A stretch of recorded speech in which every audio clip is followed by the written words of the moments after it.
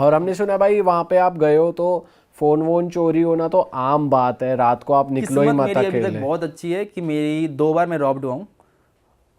एक बार 3 बार actually robbed हुआ हूँ। एक बार जो रॉब्ड हुआ था वो मुझे पुलिस ने रॉब कर लिया था। अरे ये कहाँ पे हुआ? मैक्सिको में। ये नॉर्मल है, कॉमन है, कनकून के अंदर कॉमन है ये कि पुलिस ही तुम्हारे सामान हाँ, चोरी कर पुलिस क्या आपको- हुआ था भाई, आप डिटेल में बताओ जरा। सो मैं जा रहा था, रास्ते में था, पुलिस आई और बोलेगी आपकी तलाशी लेनी है कि आपके पास ड्रग्स है या नहीं है, और आपका तलाशी लेते लेते आपका वॉलेट निकाल लेगी।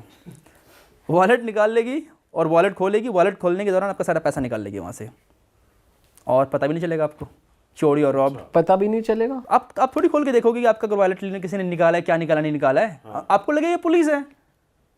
अगर आपकी यहाँ पुलिस तलाशी लेती है तो फिर आपका अगर वॉलेट आपको वापस कर रही है तो आप थोड़ी चेक करोगे कि आपके पैसे निकाले नहीं निकाले। जनरली आप सख्त तो नहीं करते हो पुलिस की कि पुलिस ऐसा कुछ काम कर सकती है। सही बात। और ये मेरे साथ नहीं, बहुत सारे लोगों के साथ हुआ है मैक्सिको के अंदर, कनकुन के अंदर बहुत लोगों के साथ हुआ है ये चीज़ें। और कौन सी कंट्री में हुआ ऐसा एक्सपीरियंस आपका? क्यूबा में हुआ था मेरे साथ एक्सपीरियंस में, लेकिन क्यूबा वाली स्टोरी कुछ ज़्यादा ही क्रेजी है। जो वो हुआ था मेरे साथ, मैं रात को जा रहा था, बंदा आया, उसके पास कोई कुछ था नहीं, बट वो कब के हट्टा कट्टा बंदा था, और आगे उसने मेरा गला दबा के बोला मुझे सारे पैसे दे। मैंने उसको दिए पैसे $100 से, उसने ले लिए, लेके भाग गया। उसने मेरा फ़ोन तो लेने की कोशिश की नहीं, उसके पास पता था कि मेरे पास आईफोन है, उससे ज़्यादा एक्सपेंसिव होगा, बट उसने फ़ोन वगैरह लिया नहीं और भाग गया वो। फिर मैंने फ़ोन निकाल के रिकॉर्ड कर लिया उसको, जब भाग रहा था वो भागने लग गया, उसको रिकॉर्ड कर लिया मैंने उसको, और फिर पुलिस को मैंने कॉल किया। पुलिस आई, उसके बाद जो इन्वेस्टिगेशन हुआ है ना, वो मैं सिर्फ मूवीज़ में देखता था कि ऐसा होता है। मेरे फिंगरप्रिंट ले जा रहे हैं मेरे टी-शर्ट से, अच्छा तुम यहाँ पकड़ा था, ये लेके गया, फिर मुझे हॉस्पिटल लेके जा रहे हैं, सब कुछ पूरा चेक करवा रहे हैं, एक्सरे सब कुछ तुम्हारा ठीक है ना।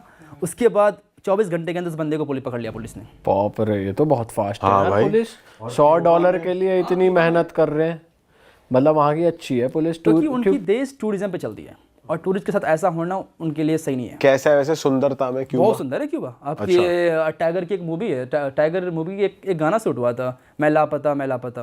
वो क्यूबा में हुआ था, हवाना में हुआ था वो। अच्छा। बहुत इंटरेस्टिंग, बहुत ब्यूटीफुल कंट्री। आपको ऐसा लगेगा कि आप 90s, 50s, 60s में आ गए हो। इतनी पुरानी पुरानी गाड़ी आपको देखने को मिलेगी, क्योंकि वहाँ पे एम्बार्गो लगा हुआ है यूएस का। हाँ। तो उसकी वजह से नई चीज़ें कुछ आ ही नहीं रही वहाँ पे। वहाँ पे तो आप लोगों के लिए नए ही हो गए एक तरीके से, वही फॉरेनर ही, तो वो कैसे रिएक्ट कर रहे थे? नहीं, वहाँ फॉरेनर्स बहुत आते हैं, बहुत टूरिज्म उनके पास। उनका बहुत पैसा टूरिज्म के साथ। और बहुत सारे इंडियंस भी बहुत आते हैं। ये इंडियंस उतने नहीं आते, यूरोपियंस मोस्टली आते हैं। लड़कियां सुंदर है वहाँ की, क्यूबा की? मिक्स है वहाँ पे लड़कियाँ, सारी कंट्रीज की तरह। वहाँ पे आपको ब्लैक पॉपुलेशन मिलेगी, ब्राउन भी है, वाइट भी है। सबसे ज़्यादा सुंदर लड़की का आपको कौन सी देश की लगी? सुंदर हाँ, डिपेंड करता है क्या डिपेंड करता है भाई? लाइक हो सकता है मेरे लिए सुंदर हो, आपके लिए नहीं हो। तो आपकी वजह से मेरे लिए हो सकता है आई थिंक यूक्रेन, कोलंबिया।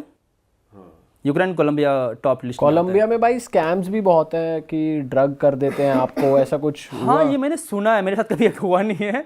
मैंने सुना है कि वहाँ एक डेविल्स ड्रग आता है। अच्छा। अभी एक बहुत सारे इंस्टाग्राम वायरल्स आ रहे थे कि एक्चुअली अमेरिकन को टारगेट ज़्यादा करते हैं, ठीक है वो। तो वो अमेरिकन को टारगेट करेंगे मोस्टली। वो आपको पता नहीं कौन सा ड्रग्स उगा देंगे, आपको टिंडर बम्बल पे लड़कियां मिलेगी, आप उस पर स्वाइप करोगे, लड़की आपके घर पे आएगी, आपको वो ड्रग्स सुंघा देंगे, और पता नहीं ड्रग्स सुनने के बाद पता नहीं आप क्या हो जाते हो कि आप कॉपरेट करते हो उस बंदे के साथ। मैंने ये स्टोरी सुनी है कि आप खुद ही बैग पैक कर रहे हो उस बंदे का, लाइक ओके ये सारा बैग लेके जाओ, एटीएम पिन बता रहे हो आप, फोन दे रहे हो। वशीकरण हो गया एक तरीके से। एकदम वशीकरण कर लिया उन्होंने। नए तरीके का मॉडर्न वशीकरण है तो। वो क्या हुआ था जो आप कोकेन वाली स्टोरी बता रहे थे? एक बार मैं क्यूबा में था, सॉरी क्यूबा में नहीं, एक बार मैं कोलंबिया में था, और हॉस्टल वालों के साथ मैं पार्टी करने के लिए गया, और एक मेरे जो हॉस्टल वाला बंदा था वो कोक करता था, एक आई थिंक वो जर्मनी से था, तो वो कोक करता, उसने अपने पास कुछ कोक रखा था। तो पुलिस रास्ते में भी रोकती है। पुलिस ने देखा, सबको चेक किया पॉकेट वगैरह, उसके बंदे से कोक मिला। बोलता ये क्या है? पुलिस बोल रहा है, ये बोलता नहीं नहीं ये तो ऐसे ही मेरा दवाई है, कोक नहीं है, कुछ नहीं है। पुलिस ने जो किया, मैं हैरान था। पुलिस ने ऐसे पी लिया कोक को, नो दिस इज कोक, ऐसे बोल रहा है, नोट कर लिया दिस इज कोक।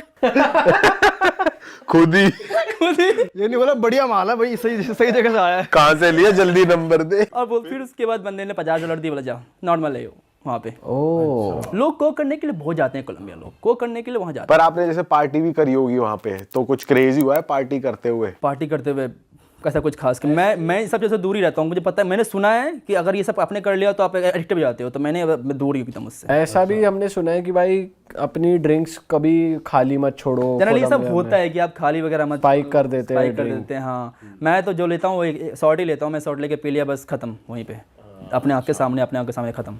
हाँ भाई, ये बेस्ट चीज़ है। सबसे बेस्ट है। और अगर हम उन कंट्रीज़ को, जैसे ये हो गई कोलंबिया हो गई, उधर वाली कंट्रीज़ को यूरोप से कंपेयर करें तो क्या कल्चरल डिफरेंस या लोगों में डिफरेंस देखा है? लोग वहाँ पे ज़्यादा वार्म और हैप्पी दिखते हैं मुझे, कोलंबिया, पेरू, सब कंट्रीज़ में हमेशा डांस करते रहेंगे स्ट्रीट्स पे, यहाँ हर जगह डांस चलते रहेगा उनका। आप स्ट्रीट पे जाओगे, लोग दारू पी के डांस किए जा रहे हैं एकदम। और ये अमीर लोग हैं या फिर मिडिल क्लास या क्लास ही गरीब? है, मोरलेस मिडिल क्लास ही है countries. Per capita income more or less same India के आसपास होगी। अच्छा, और इंफ्रास्ट्रक्चर वगैरह, पब्लिक ट्रांसपोर्ट वगैरह कैसा वो है? सब भी मोरलेस इंडिया की तरह ही होगी या थोड़ा सा इंडिया से बेटर। ऐसा नहीं कि यूएस तो कुछ नहीं, मतलब चाइना के लेवल के से ऐसा कुछ नहीं। हाँ तो हिचहाइक यहाँ पे भी करी आपने? मैंने ज़्यादा वहाँ पे टाइम बिताया, हिजाइक मैंने नहीं किया था उस वहाँ पे क्योंकि वहाँ पे सब डेंजरस हो जाते हैं, थोड़ी लूट पाट मर्डर्स वगैरह ज़्यादा हैं कंपेयर टू अदर कंट्रीज़। और जब आप इसको यूरोप में देखते हो तो वहाँ के लोग आपको कैसे लगते हैं ओवरऑल? यूरोप के लोग अच्छे हैं, हेल्पफुल हैं, फ्रेंडली हैं, बट वो हॉस्पिटेबल नहीं है। वो अपनी लाइफ में बहुत ज़्यादा बिजी है, ऐसा बिजी लगता है। हैं, राइट। वो अपॉइंटमेंट उनको अपनी कंट्री भी बहुत ज़्यादा महंगी लगती है, उनको अपने पब्लिक ट्रांसपोर्ट, उनको अपनी चीज़ें भी बहुत एक्सपेंसिव लगती हैं। वो दूसरे की तो क्या सेवा क्या ही करेंगे? सेवा करेंगे। तो वो हॉस्पिटेबल नहीं है, बहुत फ्रेंडली तो है। अगर आप किसी से जाओगे रोड से पूछ लो कि भाई ये बता कहाँ है, वो तुम आपकी हेल्प कर देगा। बट यही डिफरेंस है ईरान और यूरोप में कि आप रोड पे जा रहे हो, आप बोल रहे हो कि ये लोकेशन कहाँ है, ये बता देगा ये रहा। ईरान में आपसे किसी से पूछ लो, बोलेगा चलो मैं लेके चलता हूँ, ये रहा।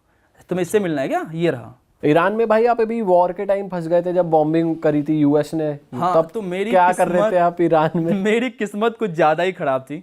मैं एक्चुअली ईरान से पहले था लीबिया में मैं घूम रहा था, और लीबिया में स्टार्ट हो गया सिविल वॉर।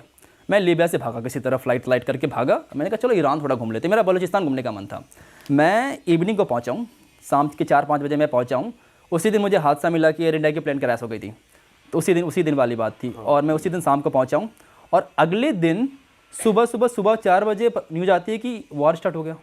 इतनी किस्मत ख़राब थी मेरी कि शाम को पहुँचा हूँ, फ्लाइट नॉर्मली लैंड की है और वॉर स्टार्ट हो गई। उसके बाद मैं पहला दिन मैं तेहरान में था।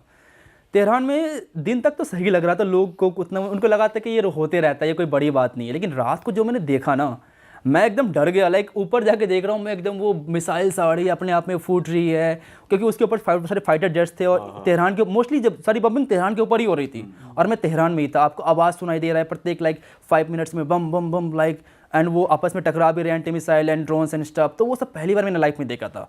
हालांकि उतना डर नहीं लगा, मुझे लगा ये तो किस्मत की बात है, अगर किस्मत मेरी अच्छी रही तो कुछ नहीं होगा, अगर नहीं रही तो मेरे हॉस्टल पे बम गिरने वाला है। तो मैं 1-2 दिन वहाँ पे रहा, फिर मैंने कहा चलो यहाँ से निकलते हैं। तो फिर मैं पास वाली सिटी में चला गया। लेकिन मुझे डर इस बात का नहीं था कि मेरे पर मिसाइल गिर जाएगा, डर मुझे इस बात का था कि मैं पकड़ा जाऊँगा एज ए स्पाई, क्योंकि वहाँ पर बहुत सारे अफगानी और इंडियन को पकड़ा गया था एज ए स्पाई। और इंडियन एक बहुत अच्छे स्पाई वहाँ पे हो सकते हैं, क्योंकि इंडिया का रिलेशन अच्छा है इजराइल के साथ भी और ईरान के साथ भी।